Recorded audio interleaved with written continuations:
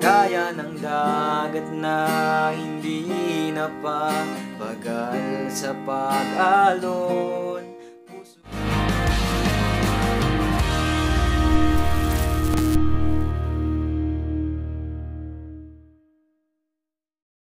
Okay, so ayan, ituturo ko sa inyo ngayon ang kalakip ng awitin by Musikatha.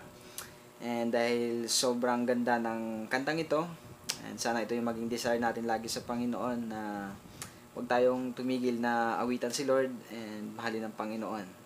Amen? So, kumusta pala kayong lahat? At medyo matagal tayo hindi nakapagawa ng video dahil sa naging busy tayo sa gawain ng Lord. But then, ito na, nagbabalik tayo. Salamat sa Panginoon. Okay, so huwag na natin patagalin pa ito, tayo magsimula na. Okay, so mga katupa, yung original key nito or original chords na ginamit sa kanta, I think ay nasa key of G major. Yung key of G natin.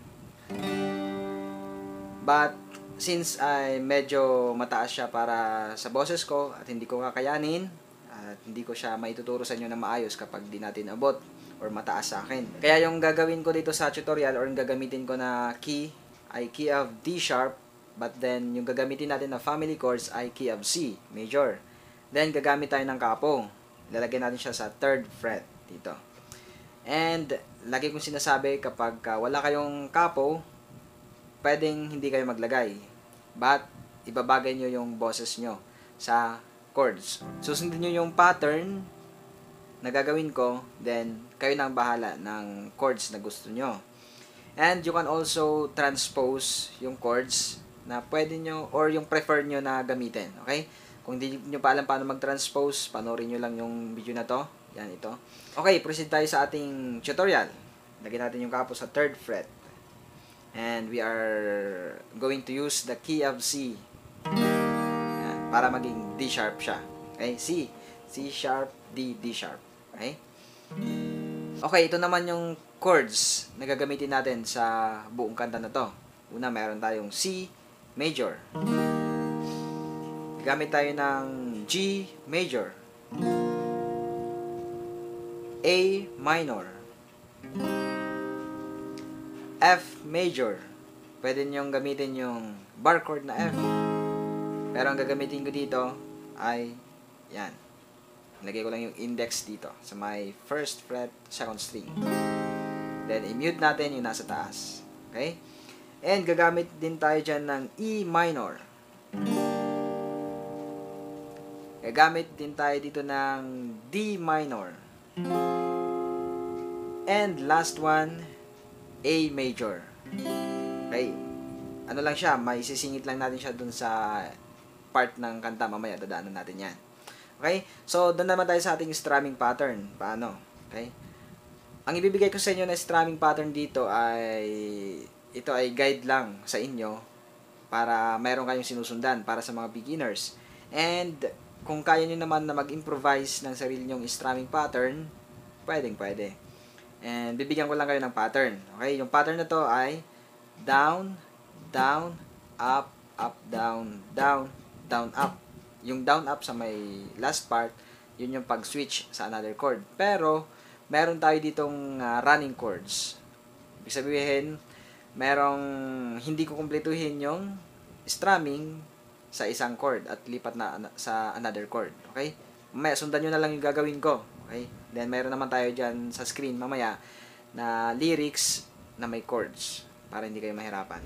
Okay, yung chords natin ng intro ay 4 lang. Okay? C, A minor, F, and G. Okay, so yan ang ating intro.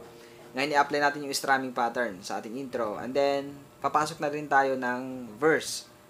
Then, sundan nyo yung gagawin ko at may lalabas dyan na lyrics at chords. Okay?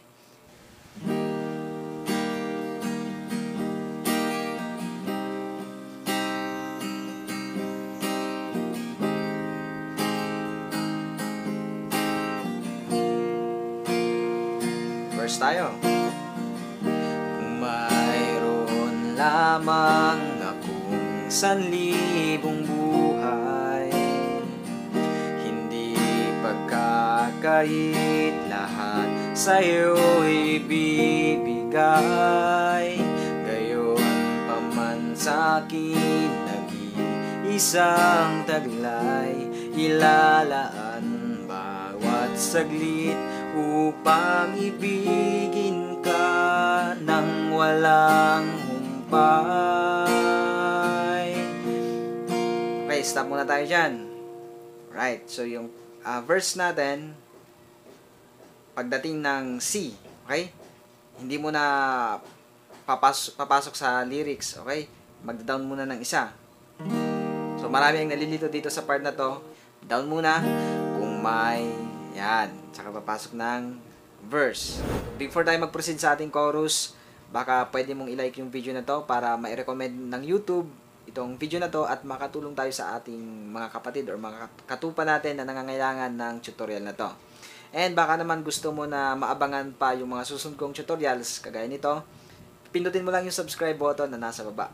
Tsaka yung bell notification, tsaka yung all. Para every time na ako ay mag-upload, ma-update ka kagad. Okay? Okay, proceed tayo sa ating chorus. Pagdating ng G, kompleto na yung strumming pattern dyan. Then, saka papasok ng chorus. Okay, sundan nyo yung gagawin ko kung paano pumasok. Right? Upang ibigin ka ng walang humpay. Kompleto. Gaya ng dagat na hindi napapagal sa pag-alon. Puso ko ay sa'yo magmamahal sa habang panahon. Natatanging kayamanan ko, ikaw ay sambahin. Wagas na pagsintay iyong dinggin, kalakip ng awitin. After that, punta ng G. Then, balik na ng verse. Alright, ganun lang. Tapos na tayo sa tutorial. Sige, magkakaroon tayo ng play along. But then, siguro sa mga next na videos ko mga katupa, I will not be going to have a play along part. So, siguro kapag English, hindi natin gagawa ng play along para hindi tayo magkaroon ng copyright claim. Okay? So, I hope na maunawaan nyo yan. But then, dahil Tagalog yung kanta na to, let's have a play along. Again, I encourage you, habang inaawit natin to sa Panginoon, ito ay dapat na magmula sa puso lagi. Okay? So, hindi dapat magmula sa saan man. Hindi pwedeng magmula sa labi lamang, kundi sa puso. Okay? Dapat lahat ng inaawit natin ay mapupurihan si Lord. Amen. Okay, start tayo. Hallelujah.